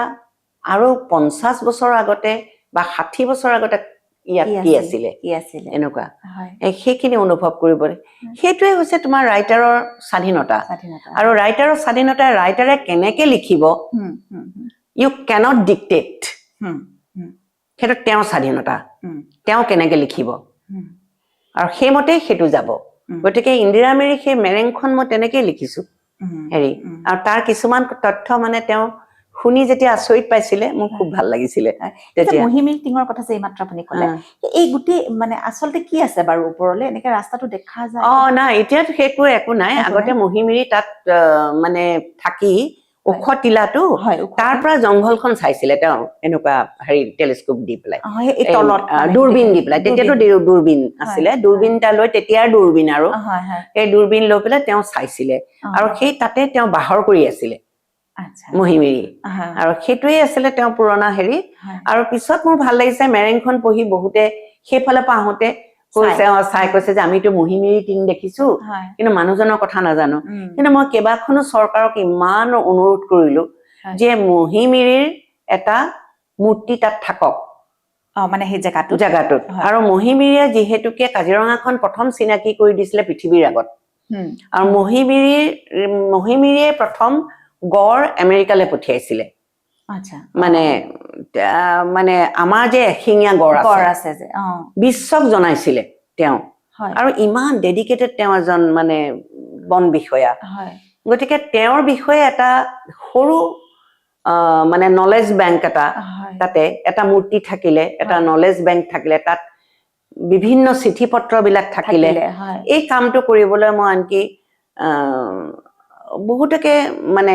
ৰিকুৱেষ্ট কৰিলো সেই সময় এইটো কিন্তু হ'ব লগা কথা দেই মই এতিয়া কথাটো অনুভৱ মই নাজানো এতিয়া চৰকাৰো কিয় ভবা নাই মই নাজানো আগৰ কিন্তু মই মুখ্যমন্ত্ৰী আগৰ গৰাকী তৰুণ গগৈদেৱ তেখেতকো মই কৈছিলো যে আপুনি মহিমিৰিৰ হেৰি এটা কৰকচোন তাত মানে এনেকুৱা সেইটো কিন্তু মোৰ মনত সদায় থাকি গ'ল ইমান এজন সাংঘাতিক মানে মানুহ আছিলে ইমান সাহসী মানুহ আৰু আছিলে এশিকীয়া গড়টো মানে বিশ্বলৈ নিয়াটো বৰ ডাঙৰ কথা আৰু তেওঁ সেইখিনি অৰিহণা মই ভাবো এতিয়াও যদি মানে মিচিং সমাজখনে জানিব কিন্তু তেওঁক মই কেতিয়াও নাভাবো তেওঁ যে মানে জনজাতীয় কেটাগৰীত মই ভৰাই থবলৈ বিচৰা নাই তেওঁ আমাৰ অসমৰ এজন এটা মানে মহিমিৰি সম্পদ আৰু অসমৰ সম্পদ এজন অসমীয়া মানুহ আৰু তেওঁ অসাধাৰণ কাম কৰি থৈ গৈছে আৰু তেওঁক আমি মনত পেলোৱা উচিত তেওঁক যে কেৱল মিচিং কমিউনিটিয়ে মনত পেলাব তেওঁক জনজাতীয় বুলি তেওঁক বেলেগ কৰা হ'ব এইবিলাক মই আচলতে এই কথাবিলাক মই বেয়াই পাওঁ এনেও মানে কাবাক কেটাগৰাইজ কৰি পেলাই কৰা আৰু তেওঁলোকক সেইবোৰ ভবাওতে এটা একাষৰীয়া হৈয়ে যায় গতিকে মই এতিয়াও সেইকাৰণে ভাবো যে এই কামটো যদি কোনোবা কৰিবলৈ কাজিৰঙাত অন্ততঃ কৰিবলৈ যদি কোনোবা আগবাঢ়ি আহে ভাল হয়, কথা ভাল হয় আৰু কোনোবা সকলোৱে চায়ে আছে, গতিকে এইটো পডকাষ্ট চোৱাৰ পিছত যদি কাৰোবাৰ মন যায় কথাটো এবাৰ মানে সকলোৱে কৰিবলগীয়া, মানে আমি যদি আমাৰ মানুহক লৈ অহংকাৰ নকৰো কোনে কৰিব? এতিয়াতো মানুহ গৈ গৈ গৈ গৈ ঢুকাই শেষেই হ'ল, হয়নে? আমাৰ মানুহখিনি সদায় মৃত্যুৰ পিছত মানে জয় জয়কাৰ কৰা হয়, জীয়াই থাকোতেতো নকৰে, জয় জয়কাৰ কৰা হয়। কিন্তু যদি আমি যদি এই মানুহক লৈ পেলাই যদি আমি অহংকাৰ কৰিব নোৱাৰো, কাজিৰঙালৈ অহা বিদেশী পৰ্যটকক যদি আমি তেওঁক ডাঙৰ কৰি দেখুৱাব নোৱাৰো, মহিচন্দ্ৰ মিৰিক যদি আমি ডাঙৰ কৰি দেখুৱাব নোৱাৰো, ইন্দিৰা মিৰিৰ কথা যদি আমি ডাঙৰকে আলোচনা কৰিব নোৱাৰো, তেতিয়াহ'লে আমি আমাৰ জাতিৰ যিবিলাক মানে গ্লৰি, যিটো গৌৰৱ, সেই গৌৰৱ বিলাক আমি নিজেই নিজেইতো ধ্বংস কৰিছো ন? আৰু মই সুধিব বিচাৰিম যে আপুনি এটা সময়ত অসম আন্দোলনৰ লগত খুব ভালকে জড়িত হৈ আছিলে, তেতিয়াও আপুনি প্ৰতিবাদ দেখিছো, আজিও প্ৰতিবাদ কৰিছো, তেতিয়া দেখিছো, তেতিয়া খুব ওতঃপ্ৰোতভাৱে জড়িত আছিলে, এতিয়াও প্ৰতিবাদ দেখিছে। হয়, এই প্ৰতিবাদৰ বৰ্তমানৰ ভাষা সলনি হৈছে, প্ৰতিবাদৰ ভাষা অশালীন হৈছে, মানুহে মানুহক সন্মান কৰিবলৈ নজনা হৈছে। আদৰ্শগত অমিল থাকিলেও সেই সময়ত আমি আদৰ্শগত বহু অমিল থকা মানুহ আমি কিন্তু অপমান নকৰিছিলো কেতিয়াও। তুমি তেওঁৰ মতাদৰ্শত স্থিৰ আৰু তেওঁ সেইটো বিশ্বাস কৰে, আৰু তেওঁক খুব বেছি তৰ্ক এটা লাগিব পাৰে, যুক্তি প্ৰতিযুক্তি আহিব পাৰে, কিন্তু অপমান নহয়। আমাৰ সেই সময়ৰ আৰু আজিৰ ডিফাৰেঞ্চ এইটোৱেই। কিন্তু আজিকালি তোমাক অপমান কৰিবলৈ মানে কুণ্ঠাবোধ নকৰে।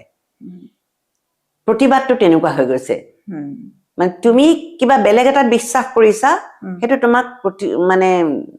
অত্যন্ত অশ্লীল ভাষাৰেও অপমানজনকভাৱে কথা কব, সেইটো। গতিকে আমি সেই সময়ত সেইখিনি পাইছিলো, সেই সময়লৈকে আমাৰ সেই মূল্যবোধটো আছিলে। যেনে সাধাৰণ কথা, অসম আন্দোলনৰ সময়ত যিসকল বাওঁপন্থাত বিশ্বাসী, সেইসকল কিন্তু মোৰ দেউতা বামপন্থী নাছিলে,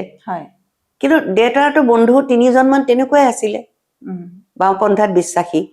মোক আনকি আহি কয়, তহঁতৰ এই আন্দোলনত এই হৈছে সেই হৈছে, এনেকুৱা কয়। তেওঁলোকৰ লগত প্ৰতিযুক্তি লাগে, কিন্তু খুৰা বুলিয়ে সন্মান কৰো, আৰু তেওঁলোকৰ যিখিনি যুক্তি সেইখিনিও শুনো, আৰু দেউতাইও কয় যে যিকোনো কথাৰ দুটা কিয় 3-4টা দিশ চাব লাগে, আৰু চাব জানিবলৈ শিকিব লাগে, যে এওঁ কোৱাটো শুদ্ধ নেকি, যদি নহয় কিয় নহয়। গতিকে সেই সহনশীলতাখিনি থাকিব লাগিব। আমি একেলগে বাস কৰিছো সকলো, হয়নে? আমি এখন সমাজত আমি মৌ-মাখিৰ লগতো থাকো, এখন ফুলনিত মৌ-মাখিও থাকে, কদুবৰলো থাকে,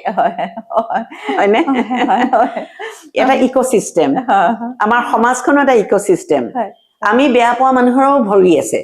সেই বেয়া পোৱা মানুহখিনি তেওঁলোকে তেওঁলোকৰ ধৰণে কাম কৰে, মই তাত আকৌ সমালোচনা বা অপমান কৰিবলৈ কি আছে তাত? তেওঁলোকে তেওঁলোকৰ কৰ্মৰে তেওঁলোকে যিখিনি দেখুৱাইছে, তুমি তোমাৰ কৰ্মৰে কাম কৰা। আৰু প্ৰতিবাদ কৰিলেও সেই প্ৰতিবাদৰ ভাষা অশ্লীল হ'ব নালাগে। যিকোনো মানুহকে মই ভাবো যে বয়সৰ এটা সন্মান দিয়াটো অত্যন্ত, এইটো অসমীয়া মানুহৰ চৰিত্ৰটো নাইকিয়া হৈছে। অসমীয়া মানুহৰ যি এটা চৰিত্ৰ, সেই চৰিত্ৰত অশ্লীল ভাষা, বয়সক অসন্মান কৰি পেলাই কথা কোৱা, বা বিভৎসভাৱে তেওঁক মানে উপস্থাপন কৰা, ভুলকে উপস্থাপন কৰি হাঁহিয়াতৰ পাত্ৰ কৰা, এইবিলাক কিন্তু অসমীয়া মানুহৰ আগৰ স্বভাৱ নাছিলে। তেনেকুৱা আছিলে, তাৰ মাজতো আছিলে, কিন্তু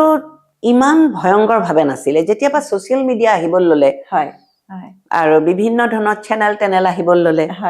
এইবিলাক ডিজিটেল এইবিলাক প্লেটফৰ্ম বিলাক আহিব ললে, যাৰ যি মন যায় তেনেকে কৰিব পৰা হ'ল। সেই স্বাধীনতাটোৱে আচলতে সেইখিনি ৰক্ষা কৰিব পাৰিলে ভাল। সেইটোতো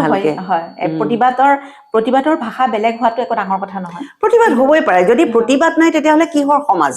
এখন? সকলোৱে সকলো ধৰণৰ কাম কৰিব পাৰিব, প্ৰতিবাদ লাগিবই। কিন্তু প্ৰতিবাদৰ ভাষা মানে এটা কোৱালিটি থকা উচিত উচিত। প্ৰতিবাদৰ। আৰু কাৰোবাক ভুলক ভুল বুলি কোৱাটো এটা হেৰি ভাষাৰ মানে এটা শালীনতা থকা উচিত। ভাষাটোৱেইটো পৰিচয় হয় নহয়, মানে এজন তুমি ব্যক্তিৰ। এজন ব্যক্তিয়ে কেনেকে কথা কৈছে সেইটো পৰিচয়। পৰিচয় তেওঁৰ। হয় তেওঁৰ আচাৰ ব্যৱহাৰ, তেওঁৰ ভাষাৰ কথা কোৱা, হয় সেইখিনিয়ে নিজৰ পৰিচয় দাঙি পৰিচয় ধৰে। দাঙি আনকি ধৰে। বংশ পৰিচয়ও দাঙি ধৰে সেইখিনিয়ে। হয় কেনেকে লালন পালন হৈছে সেইটো দাঙি ধৰে। হয় আমাৰ কয় যে ফটা হওক চিতা হওক পাতৰ টঙালি বুলি কয়, হয় হয় হয়নে? হয়। পাত পাতেই, পাত পাতে হয়নে? সেই বংশটো তেনেকে কৰে মানুহে। সেইকাৰণে আজিকালি অৱশ্যে বেলেগ হৈ গৈছে। আজিকালি পিতৃ মাতৃ অত্যন্ত মানে হেৰি হলেও আমি দেখো যে পৰিৱেশে এনেকুৱা কৰি পেলাইছে, সন্তান একেবাৰে অদ্ভুত হৈ গৈছে। সেইটো আজিকালি ক্ষেত্ৰত বেলেগ হৈছে অকমান। আৰু মোৰ এটা খুব ভাল লগা এখন উপন্যাস, সেইখন হৈছে কাঞ্চন। কাঞ্চনৰ যেতিয়া সৃষ্টি হৈছিল, কাঞ্চনক আপুনি কৰবাত দেখিছিল নে? আপোনাৰ না, কাঞ্চন সত্য কাহিনী, হয় একেবাৰে সত্য কাহিনী। মই তেওঁৰ পৰিচয়টো ডিছক্ল'জ নকৰিলো কেলে, সেইটো কৰিলে তেওঁৰ কাৰণে জীয়াই থকাই কষ্টকৰ হৈ যাব। যিগৰাকী একো নাজানে, মই যি সময়ত তেওঁক পাইছো, তেওঁ সেই সময়ত এমনেচিয়া, তেওঁ তেতিয়া এটা একেবাৰে তাত যিটো শেষৰ পৰ্যায়ত যিটো আছে, সৰু ল'ৰা ছোৱালীৰ নিচিনাকে কথা কয়, সৰু ল'ৰা ছোৱালীৰ নিচিনাকে কাম কৰে, তেনেকুৱা। তেওঁ নিজৰ সম্পৰ্কে নিজে নাজানে। তেনেকুৱা এগৰাকীক যেতিয়া চবেই চিৰিয়াখানাৰ নিচিনাকে চাবলৈ যাব, সেইটো ভাল নালাগিব। সেইকাৰণে মই কোনোদিনেই তেওঁ ডিছক্ল'জ নকৰিলো তেওঁৰ পৰিচয়। তেওঁ ঢুকালে অৱশ্যে অলপতে, তেওঁ নাই এতিয়া। কিন্তু বহুতেই যেতিয়া সুধিছে, কিছুমানে ধৰিবও পাৰিছে কোন, জনাসকলে। কিন্তু মই দেখা আৰু সেই কাহিনীৰ যিটো যন্ত্ৰণা,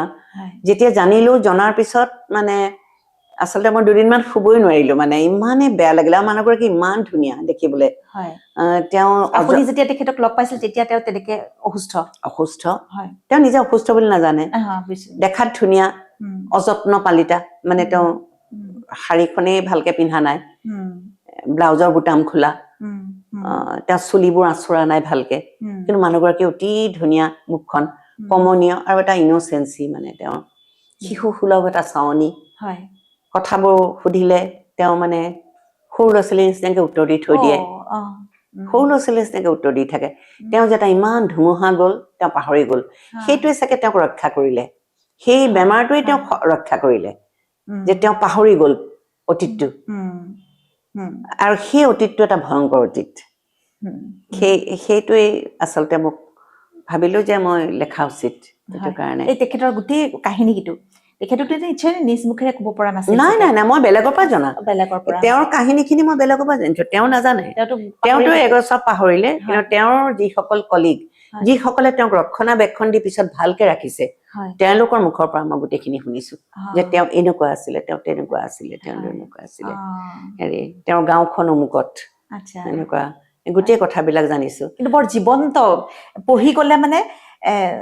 মানে একদম চকুৰ আগত মানে এনেকে মানে ফটো হৈ পেলাই ওলাই গৈ থাকে। মানে না, মই নিজে দেখা কাৰণে মই নিজে সোমাই গৈছো যে তেওঁৰ লগত, সেইকাৰণে চাগে সেইটো তেনেকুৱা। আৰু তেওঁৰ যন্ত্ৰণাখিনি চাগে মোক খুব চুইছিলে, সেইটো কাৰণে চাগে তেনেকুৱা। আৰু খুব ইমান জীৱন্ত হৈ, মানে কলমেৰে যে ইমান জীৱন্ত হৈ যাব পাৰে, মই পঢ়ি গলে মানে চকুৰ আগত। আৰু আচৰিত কথা, সেই কিতাপবোৰ মই মানে এতিয়া ভাল লাগে কেলে, এতিয়া জেনেৰেশ্যন খিনিও পঢ়ি আছে, আৰু তেওঁলোকে আহি যেতিয়া মোক কয়হি, মই তেতিয়া আচৰিত হওঁ। সেইখন কেতিয়া 25 বছৰ আগৰ কিতাপ, কিন্তু আজিৰ জেনেৰেশ্যনেও পঢ়ি আছে। তাৰমানে কৰবাত সত্যটো সদায় একে আছে। কাঞ্চন হেৰিয়াৰ পিছত, মানে প্ৰকাশ পোৱাৰ পিছত বহুত চিঠি আহিছে। চিঠি বিলাকত আছে কি, তাত আপুনি বাৰু আমাৰ ৰমলা বাইদেউৰ কথা লিখিছে নেকি, PWD যে কাম কৰিছিলে। তাৰপিছত কোনোবাই এখন চিঠি লিখিছে, আপুনি বাৰু আমাৰ এই তেজপুৰৰ বাৰু এনেকুৱা হেৰি কোনোবা একটা নাম দিছে, তেনেকুৱা সেই বাইদেউৰ কথা দিছে নেকি, তেওঁ এনেকুৱা ধৰণৰ হেৰিয়াত ৰুৰেল ডেভেলপমেন্টত কাম কৰিছিলে, তেওঁৰ এনেকুৱা এটা ঘটনা হৈছিলে। তেতিয়া মই ভাবিলো যে এইটো কাঞ্চন এজনী নাই, মানে কাঞ্চন যুগে যুগে আছে। এতিয়া ক্ষেত্ৰবোৰ বেলেগ হৈছে, এতিয়া কৰ্পৰেট চেক্টৰ আহি গ'ল। কৰ্পৰেট চেক্টৰত এতিয়া একেই কাঞ্চন বহুত আছে, তেনেকুৱা। আৰু সেই কাঞ্চনৰ মানে কাঞ্চন বিলাকে কেনেকে তাৰমানে নিজক বচাই নিব, মানে সেইটো এটা ডাঙৰ কুৱেশ্যন এতিয়া। আৰু কাৰণ দিনে দিনে এইখন বজাৰখন ডাঙৰ হৈ গৈছে আৰু মানুহটো আৰু সলনি হোৱা নাই মানুহৰ মনোবৃত্তিও সলনি হোৱা নাই গতিকে সেইকাৰণে ক'ৰবাত চাগে সত্যটো থাকি গৈছে যাৰ কাৰণে কিতাপখন আজিও চলি আছে প্ৰজন্মই পাই গৈ আছে নিজৰ লগত ৰিলেট কৰিব পাৰি গৈ আছে সেইটো হয় আপোনাৰ আমাৰ পাঠ্যক্ৰমত আপোনাৰ লেখা সন্নিৱিষ্ট হৈছে হয় 8 বছৰমান হ'ল 8 বছৰমান অৰণ্য যাত্ৰা বুলি হেৰিয়াত সেৱাত পঢ়িব লাগে ক্লাছ 10ত পঢ়িব লাগে আৰু প্ৰতি মেট্ৰিক পৰীক্ষাত সেই পাঠ্যক্ৰমৰ হেৰি আহে প্ৰশ্ন আহে মেট্ৰিক পৰীক্ষাত এটা 8-9 বছৰ আগৰ পৰা আছে এতিয়াও চলি আছে সিদিনাখন শুনিলো CBSE টো আছে গম পালো সেই অৰণ্য যাত্ৰাৰে সেইটোকে CBSE পাঠ্যক্ৰমলৈ নিছে মই জনা নাছিলো ইনাম গ্ৰন্থমেলাত মোক মানে দুগৰাকী ছাত্ৰীয়ে ক'লে যে আমিও পঢ়িছো আমাৰ সেৱা নহয় CBSE তেওঁলোকে পঢ়িছে গতিকে এইখন বহুত দিন হ'ল পাঠ্যক্ৰমত আছে আৰু সদ্যহতে আপুনি এই অলপ দিনৰ আগতে আপুনি দিল্লীলৈ গৈছিলে হেৰিৰ কাৰণে বুক ফেয়াৰ এটা ৱৰ্ল্ড বুক ফেয়াৰ হয় তাত বৰ ভাল লাগিলে আগতেও গৈছো কিন্তু এইবাৰ বহুত ডাঙৰকে পাতিছে বৃহৎ হৈছে আৰু নেশ্যনেল বুক ট্ৰাষ্ট শিক্ষা আৰু সংস্কৃতি মন্ত্ৰালয় আৰু সাহিত্য একাডেমি তিনিওজনে হেৰি কৰিছে মোলৈ এসপ্তাহমানৰ আগতেহে খবৰ আহিছিলে মই সেইকাৰণে ভাবিছিলো যাব পাৰিম নে নোৱাৰিম কিন্তু মোৰ ভাল লাগিলে কি সেইদিনাখনৰ প্ৰথম অনুষ্ঠানটোৱে এগৰাকী অনামিকা যি তেখেত খুব ভাল ডাঙৰ হিন্দী ৰাইটাৰ আৰু ভাল লাগে কি বাহিৰলৈ গ'লে অনামিকা যি মই আগতে লগ পাইছো তেওঁলোকেও ইগৰাকীয়ে সিগৰাকীৰ কথা কয় সেইটো বৰ ভাল লাগে মানে মই যদি কৈছো তেওঁৰ লেখা এইটো বৰ ভাল লাগিছে অমুক লেখাটো মই পঢ়িছো তেওঁ তেতিয়া আকৌ কয় মই এখেতৰ অমুক লেখাটো পঢ়িছো এইটো বিষয়ে এনেকুৱা ক'লে গতিকে তেওঁলোকৰ সেই ভাৱবিলাক নাথাকে আৰু তেওঁ এগৰাকী ইমান প্ৰখ্যাত লেখিকা হাম্বল খুব তেওঁৰ আৰু মোৰ আধা ঘণ্টা সময়ৰে ফেচ টু ফেচ মানে আমনে সামনে দৰ্শক আৰু পাঠকৰ লগত কথা বতৰা তাত মানে অসমীয়া খালি নাপালো লগ মানে গৈছিল যদিও মানে আগতেই আহিলে তাত বেছিভাগেই কিন্তু হিন্দী লিখক আৰু অন্যান্য লেখকসকল মাৰাঠী লিখক অন্যান্য লেখকসকল আছিলে পাঠকো যথেষ্ট আছিলে গতিকে খুব ভাল লাগিল তেওঁলোকৰ লগত ইণ্টাৰেকশ্যন এটা হ'ল মত বিনিময় হ'ল আমাৰ মানে যিসকল ৰাইটাৰ যিসকল লেখক লেখিকা তেখেতসকলৰ লগত পাঠকৰ মুখামুখি হ'ল তেওঁলোকে বহুত প্ৰশ্ন সুধিলে বৰ ভাল লাগিলে মানে সেইটো এটা বেলেগ ধৰণৰ হেৰি আৰু ইমানবোৰ হাজাৰ লাখ কিতাপৰ মাজত থাকি এটা বেলেগ ধৰণৰ অনুভূতি হয় আৰু সেইটো আৰু মই মানে সময় আমাৰ সীমিত গতিকে আমি শেষ কৰিব খুজিছো অনুষ্ঠান শেষ কৰাৰ আগে মই এটা কথা সুধিব বিচাৰো যিসকল নতুনকে লিখিব মানে লেখা মেলা কৰিবলৈ আহে তেখেতসকলে কেতিয়াবা হয়তো এনেকুৱা হয় যে মই কি লিখিম কেনেকৈ আৰম্ভ কৰিম কি শব্দ ব্যৱহাৰ কৰিম এই যে শব্দৰ গাঁথনি লিখাৰ আৰম্ভণি এইটো কেনেকে ধৰণে তেওঁলোকে মানে নিৰূপণ কৰিব যে এইটো এনেকে কৰিম চোৱা মইতো কেতিয়াও লেখক নাছিলো হয় আচ্ছা মই আনকি মোৰ বিষয়ও অসমীয়া নাছিলে মোৰ সমাজশাস্ত্ৰ মোৰ বিষয় আচ্ছা হয়নে পঢ়িছিলো খালি কিতাপ পত্ৰ পঢ়িছিলো লেখা বিষয়টো এনেকুৱা আচলতে ই এটা ভিতৰৰ পৰা এটা জাগৰণ এক ধৰণৰ ভিতৰৰ জাগৰণ কোনোবাই লিখিম বুলিও লিখিব নোৱাৰে কোনোবাই নিলিখো বুলিলেও লিখিব পাৰে মই কেতিয়াও ভবা নাছিলো মই লেখক হ'ম বুলি কিন্তু মই যেতিয়া চাৰিওপাশৰ মানুহ আৰু পৰিৱেশে যেতিয়া মোক দেখুৱালে যে মই শব্দৰে যেতিয়া কথাবিলাক ক'বলৈ ললো আৰু মানুহে মোৰ লগত সেইটোৰ লগত ইমান সোনকালে মানে ঘনিষ্ঠতা হৈ গ'ল তেতিয়া মই ভাবিলো যে মাধ্যম এটাহে লাগে এই মাধ্যম মোৰ কাৰণে শব্দতকে ডাঙৰ মাধ্যম আৰু একো নাই এতিয়া যিটো মই এসময়ত পেইণ্ট এণ্ড ব্ৰাছ লৈছিলো সেই মাধ্যমটো চাইছো বা নানা ধৰণৰ হেৰি আনকি গানৰ কথা কৈছিলা গানৰ এতিয়া কেইবাটাও গান তৰালিয়ে গাইছে অনিন্দিতা পালে গাইছে সেইবিলাক মই লিখিছো গানবিলাক তেনেকে শব্দৰ মাজেৰে গৈছে গতিকে মই ভাবো যে শব্দতকে পাৱাৰফুল একো নাই।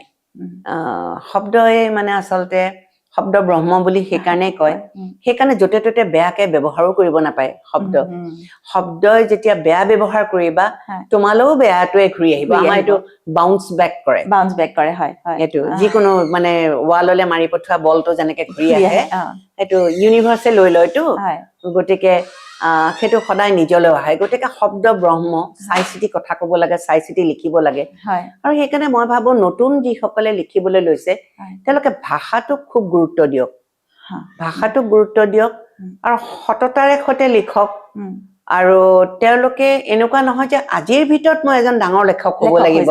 সেইটো নহয়। বহু সাধনা, বহু চালি জাৰি চাব লাগে। আৰু বিশেষকে সম্পাদনা হ'ব লাগে। আমাৰ আজিকালি সামাজিক মাধ্যমত লিখে আৰু লগে লগে উলিয়াই দিয়ে,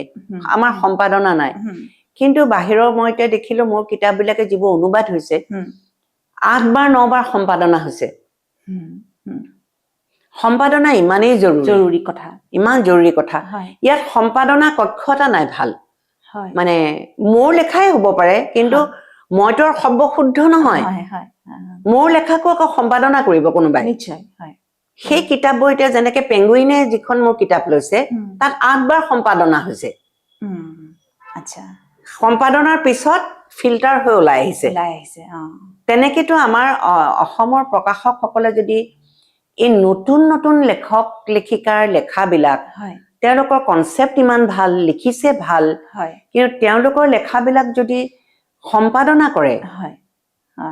মই ভাবো অসমীয়া সাহিত্য আৰু বহুত বেছি মানে উচ্চ স্তৰলৈ যাব। কাৰণ নহলে ভাবিব নহয় মোৰখন। আৰু এইটো প্ৰতিযোগিতা নহয়, সাহিত্য চৰ্চাটো প্ৰতিযোগিতা নহয়, এই নিৰলে কৰা বিষয়। আৰু ইয়াত প্ৰতিযোগিতা থাকিব নালাগে, ঈৰ্ষা থাকিব নালাগে। ই এখন বেলেগ পৃথিৱী, এখন সাংঘাতিক ধুনীয়া পৃথিৱী। এই পৃথিৱীখনত খুব বেছি যুক্তি থাকিব পাৰে, তাত ভাল পোৱা থাকিব পাৰে, তাত সমালোচনা থাকিব পাৰে, কিন্তু ভাল সমালোচনা থাকিব পাৰে, মানে যি কনষ্ট্ৰাকটিভ তেনেকুৱা থাকিব পাৰে। গতিকে এই কথাবিলাক আচলতে মনত ৰাখিলে হ'ল। এতিয়া নতুন কিবা পৰিকল্পনা চলি আছে? কৰি আছো, কিবা এটা লিখি আছো,